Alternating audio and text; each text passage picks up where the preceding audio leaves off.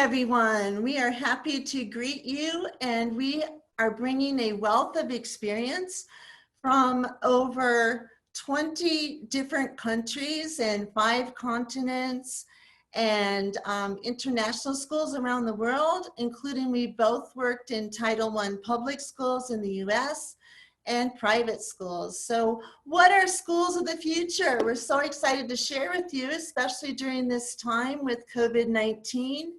And every school out there is trying to find their model on how best to educate their students. Okay, so what will our schools look like in the future, and what have they looked like in the past? Again, we're in hybrid model time, and it's different for each school. 2 of our sons are actually educators in China and Germany now, and so they have a hybrid model that works for them. And always assessment. What is the key to show how students are learning? We have to be able to change our assessments so that we can show and hear what they're learning from our curriculum. So how will our school spaces change? This is the question. I know those of you that are teaching in classrooms now are actually having to set up new models.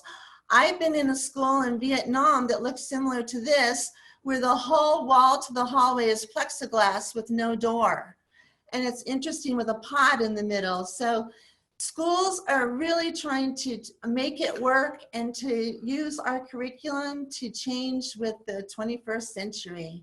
I'm going to start up here. And this is sort of the view of, usually we do this presentation in over an hour, but this is a view of what a classroom of the future looked like to people starting 10 years ago and continues. Like we were just at a school in Laos, and they were builders, and they built a whole school full of classrooms, and then they technologized it. They put a smart board in front, they bought all tablets. We said, don't buy the tablets yet, but they bought all computers for the tables, and they made a classroom look just like this. And I'll show this to people and say, what is this? And people say, well, I don't know if I know how to use all that. There's a document camera, a smart board. Is this really what the school of the future looks like?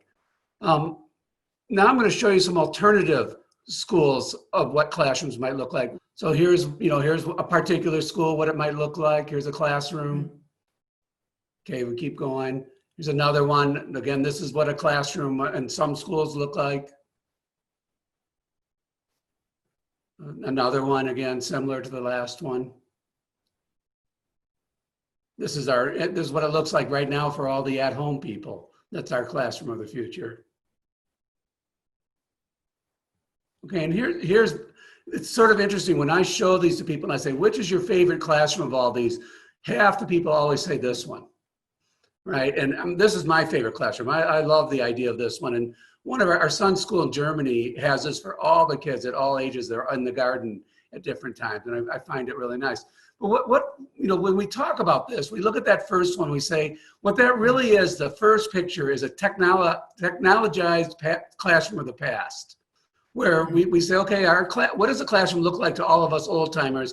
It's got a teacher in the front. It's got a bunch of 20 kids come in, 20 to 30 kids come in. There's a teacher, and the kids are sitting there, and the teacher's teaching, and the kids are learning. And all they did was add technology to it. And that's the companies like Microsoft love that model because they can sell a lot to schools. They'd love to go to the school system and sell, 1,000 smart boards and 1,000 document cameras and a whole bunch of Chromebooks. That's how the model of selling to school systems work. And is that really the right classroom? And one of the things to really look at this, we're going to move through this quickly, but one of the things to really notice is, where does the teacher sit in all these other model classrooms? In the first one, the teacher's in the traditional place. They're sitting up at front, they're at a lectern. We saw a classroom of the future in Korea in about 2010 at the Ministry of Education. It looked exactly like that. And the lectern was like a jet pilot engine. It had all these buttons and all this stuff on it, And we try to say to them, is this really the classroom of the future, or are you just technologizing the classroom of the past? All these other classrooms, where's the teacher? They're moving around. They're the guide. They're not the person teaching. And I think that's the thing you really want to think about. What is a classroom now? What is a classroom? Let's use today's context. Let's forget about the past. Forget about having schools and classrooms and desks, and let's think, Where's the learning coming from now? Is it coming from the teacher, or is it coming from the internet? Is it coming from each other? Where's the learning coming from? And this leads us into the next question. So how do we show learning? It all comes down to assessment, which is changing daily. We have online assessments, we have project-based learning, we have new ways for students to show what they're learning, and we also have to constantly track improvement. How are students improving over time, and what are they learning, and how can they show it? So again, looking at assessments, there are many different ways here that we can look at it. An assessment is a process. So that's why we have integrated into our schools and the 2 schools that we planned, project-based learning, where students get into small groups, they work on projects together, they each have different roles. And then the assessment is looking more at the process. They're keeping track of their process and then the final presentation. Okay, this is the way to look at it. You know, this guide by the side and sage on the stage has been a thing we've talked about for 10 years. But how do you look at assessment now? In the past, you had a curriculum. That curriculum taught stuff. We were teaching specifically, you had these lectures and you had to do this reading, and the test could reflect what was presented to the students through the lectures and the stuff. Everybody had the same opportunity at the same information, and it was easy to assess. But when we come to a project-based learning, we really imagine project-based learning. We have, let's say we have 50 kids and they're on 10 project teams. First off, are they all going to do the same project? Well, that's not really, you really want them to sort of have some selection. They're going to be more interested. If we're teaching about Rome and you give options, okay, a project can be about politics, a project can be about weapons, a project can be about the religion, it can be about the daily life, it can be about fashion, it can be about food. Let the students choose a project. So now, let's say maybe now we have 10 project teams. They're all doing different parts of Rome. Then we come to the next step. Who's on the project team and what are they going to do?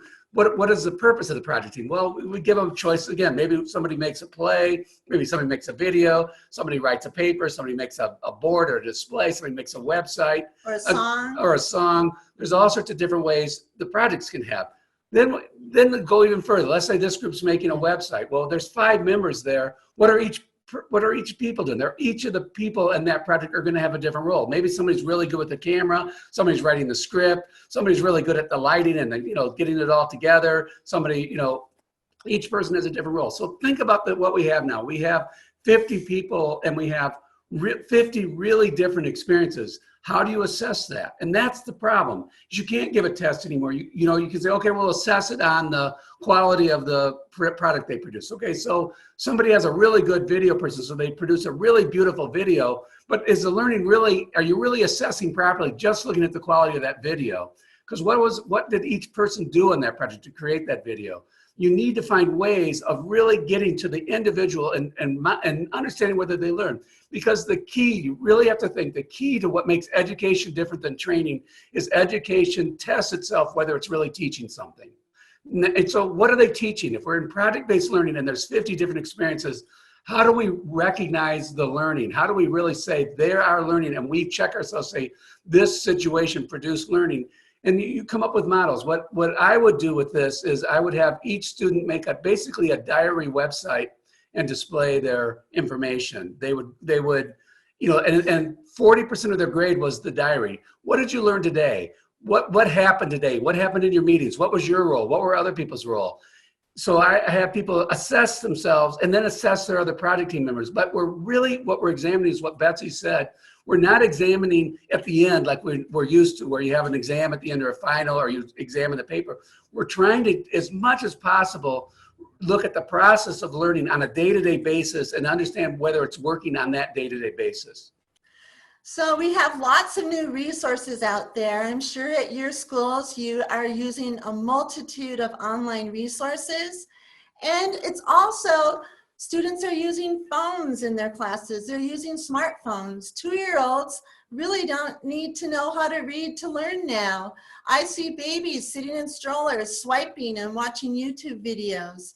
Students in the school can use their phones to find information, to do research, and during tests and during exams. So the whole model's changing.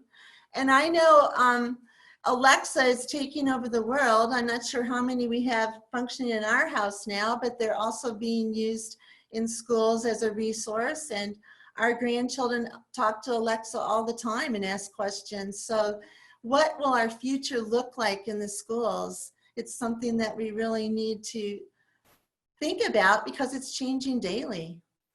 You know, one thing I want to say that I just have us all, I always say this in presentations.